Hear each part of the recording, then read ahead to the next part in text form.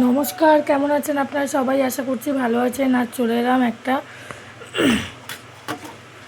Recipe নিয়ে। আজ হবে চিনির নাড়ু। তার জন্য এখানে চিনি আর এখানে ছিল তিলটাকে দিয়ে কড়াইতে গলিয়ে নেওয়া হয়েছে। এবার তার মধ্যে দিয়ে দেওয়া হয়েছে নারকেল। আর এটা করছে আমার মা। এই দেখুন, তিলের কদমা ছিল ঘরে, লক্ষ্মী পুজোর সময় রান্না ফেলে দেবো, তার জন্য এগুলো এইটা দিয়ে করা।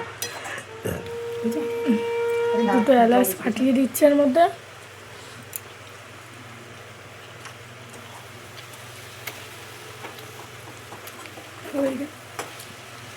দিয়ে ভালো করে নেড়ে চেড়ে অনবরত জল শুকিয়ে আঠা আঠা ভাব নিয়ে আসতে হবে।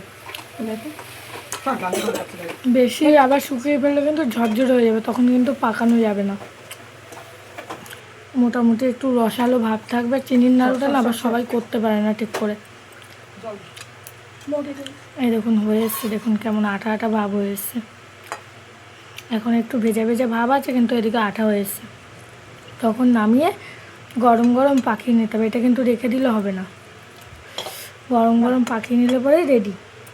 আমার ভিডিওগুলো যদি আপনাদের ভালো লাগে অবশ্যই like, comment, share and subscribe করবেন, আমার পাশে থাকবেন। আর নাড়ুগুলো এবার হাত দিয়ে পাকিয়ে নেওয়া হচ্ছে গরম গরম। আবার দেখা হবে একটা নতুন ভিডিওর সাথে। ততক্ষণ আপনারা ভালো থাকবেন, সুস্থ থাকবেন।